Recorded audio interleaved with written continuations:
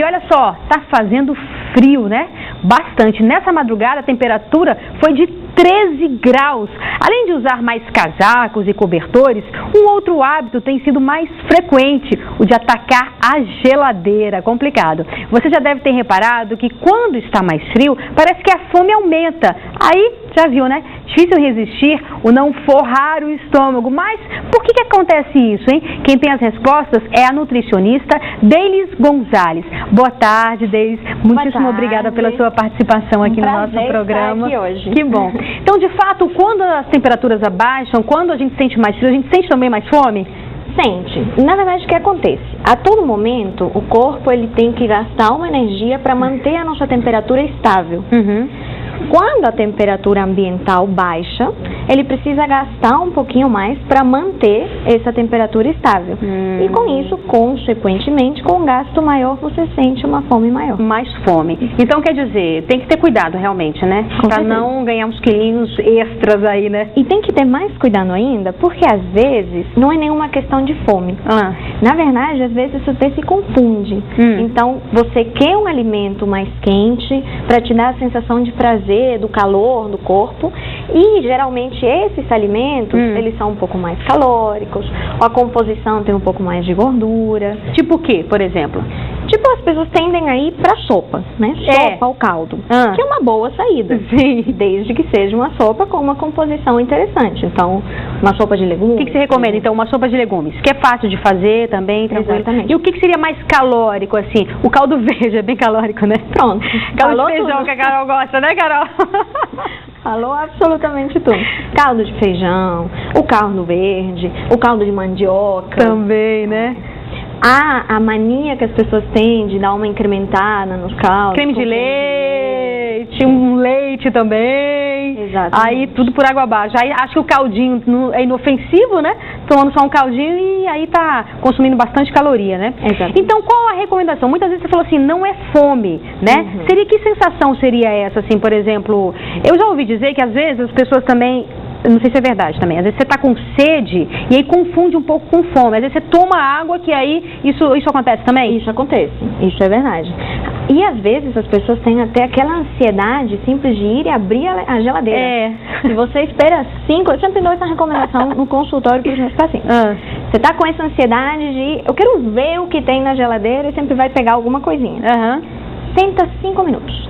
5 minutinhos? 5 minutinhos. Se a vontade continuar... É porque é fome. Mas também escolha o que você vai comer, né? Com certeza. É porque, assim, eu percebo, Delis, você é de onde? Eu sou de Cuba. Ah, legal. Faz tempo que você tá aqui? Já tem 10 anos. 10 anos já. Um levezinho sotaque que eu percebi, mas quase imperceptível. Percebo também, muita gente fala assim, eu quero emagrecer e não consigo. Aí quando você vai olhar o prato da pessoa, é altamente calórico, ou então pede um fast food da vida. Então as pessoas não têm muito consciência dessa relação, né? Do que está consumindo. E aí, quer dizer... Não tem mesmo. Uma coisa que acontece muito no consultório é, eu quero emagrecer, não estou entendendo por que eu não emagreço se eu cortei todo o carboidrato. Só lembrando, carboidrato seria os pães, arroz, macarrão. Então a pessoa acha que cortando o carboidrato emagrece e não é bem assim. Então, mas aí o que eu quero mostrar? Ela acha isso, com certeza, e não é bem assim. Porque um pouco de carboidrato é absolutamente necessário, inclusive para você poder utilizar a gordura como forma de energia. Então, para emagrecer, precisa de carboidrato. Mas o que eu quero mostrar é o seguinte, as pessoas às vezes não têm noção real de onde está o carboidrato. Como tem essa ideia toda de carboidrato é pão, arroz e massa. Cortei isso, por que eu não emagreço? Mas ela não percebe, por exemplo, que ela está tomando suco de caixinha. Verdade. Que é açúcar puro. Ela não percebe onde é que ela está tomando cafezinho o dia inteiro com açúcar. Então ela não vê onde que realmente está esse acréscimo, e não é nenhuma questão de caloria. Caloria é importante, mas não é o único, não é o que a gente preza mais. A gente preza muito mais pela qualidade dessa alimentação.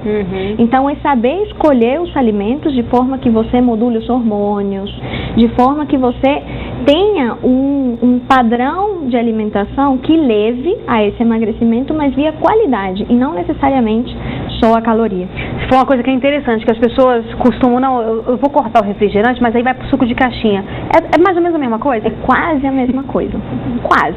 Quando você vai escolher qualquer alimento, outra recomendação que é super importante, a gente sempre passa no consultório, é aprender a ler o rótulo. Sim. Né? Um rótulo do alimento. Porque a embalagem, muitas vezes, ela dá uma enganadinha. Exatamente. Então, o que é muito importante olhar? Ingredientes. Os ingredientes, eles mostram a qualidade desse alimento. E os ingredientes, eles têm um detalhe interessante, que eles vêm em ordem de quantidade. Então, o primeiro ingrediente é o que mais tem e vai diminuindo. Ah, tá. Se você pega, por exemplo, um suco de caixinha, o primeiro ingrediente é açúcar. Você pega um que é legal, barra de cereal, que todo mundo tem a ideia que a barra de cereal é saudável e ajuda no Exatamente. A maioria, não são todas, mas a maioria, primeiro ingrediente, açúcar, xarope de glicose. Pior que açúcar. Pior que açúcar. Então, quem está fazendo dieta, quem quer emagrecer, tem que evitar as barrinhas de cereais? Tem que aprender a ler o rótulo para saber escolher a barra, mas se não sabe ler, então evita. Evita, né? E o que mais, assim, que é vilão de uma alimentação, uma pessoa que quer ter uma alimentação saudável e quer emagrecer, não só manter, emagrecer. A gente falou, por exemplo, do suco de caixinha, que as pessoas, não, vou trocar refrigerante por suco de caixinha. Tá dando elas por elas. A própria barra de cereal que eu também não sabia. Por exemplo, tem a questão do sódio também, né? Por exemplo, aquelas sopinhas. Não são tão calóricas, mas caloria não é o mais importante. É o que você falou, não é mais importante. Exatamente. Tem muito sódio. E aí vai prejudicar também? Com certeza. Retém líquido, a pessoa fica inchada, né? Então prejudica muito. Além de que, se você insiste demais nisso, você pode caminhar tranquilamente para uma pressão alta. Aí já estamos falando até de outras coisas mais sérias mesmo, né? Que sai coisa muito mais séria. Exatamente. Que interessante. Então, por exemplo, aquela questão também que as pessoas falam, não, é importante você comer a cada 3 horas. Isso realmente é verdade ou é mito? Isso é extremamente verdade. É, né? Assim, eu poderia falar, eu dou aula, eu poderia falar horas sobre o comer de 3 em 3 horas, por que é importante. E assim, então, resumindo, é pro organismo não ficar paralisado, para ele estar sempre ativo, seria basicamente isso? Resumindo, imagina o seguinte, você passa um monte de horas sem comer, o que seu corpo vai interpretar é, eu não sei quando ela vai me alimentar de novo, eu não sei quando vai vir comida. Então, vou guardar, né? Guardar. O que vier, vou guardar, né? Só que ele é muito esperto, o corpo é muito inteligente, ele tem que guardar na forma de um combustível que dure. Gordura. O único que dura gordura. E mais, você continua vivendo, não continua? Você está aqui dando entrevista, você está falando, você está se movimentando, então você tem que puxar algum outro combustível, proteína. Então você acumula gordura e perde massa muscular. Perfeito. Só para terminar, Carol, o seguinte, eu queria que você desse então uma dica rápida, comer de 3 em 3 horas. Então, barrinha de cereal não, suquinho de caixinha não, seria o quê? Uma fruta mesmo? É interessante, por exemplo, uma fruta. É interessante ter uma alimentação equilibrada. Então, você tem a fruta, que vai ter aí fontes de vitaminas, de minerais, de carboidrato.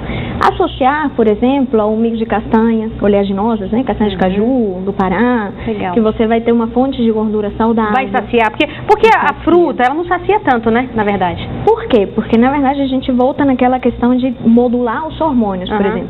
Você consome uma fruta, ela é absorvida muito rápido. Sim. Então, aumenta a glicemia rápido, mas do jeito que sobe, cai. Nesse momento, você já tem fome de novo. Entendi. Então, tem que, sim, juntar essa fruta com alguma outra coisa, uma fonte de fibra, ou uma gordura, ou uma proteína, que vai dar saciedade e vai manter você durante essas 3 horas. Maravilha. Depois eu vou lá no seu consultório. Prazer. Muitíssimo obrigada pela sua participação. Eu posso deixar um site? Pode, deve, né, claro. O telefone para quem se interessar em conhecer um pouquinho mais. Por favor, claro. O telefone do consultório é 33456591 e o site é www.levitarnutricão.com.br. Então vamos repetir, 3345 6591. 6591. Então a gente vai colocar na tela 33456591 e o site www.levitarnutricão.com.br. Levitar Nutricão de nutrição. Nutricão de nutrição.com.br. Maravilha. Um prazer estar todo aqui meu. Com vocês hoje. Muitíssimo obrigada, tá bom? Boa tarde. Boa tarde. Obrigada. Então, a gente está com o telefone dela aí, 33456591. Beleza, é isso aí. E olha só, após 2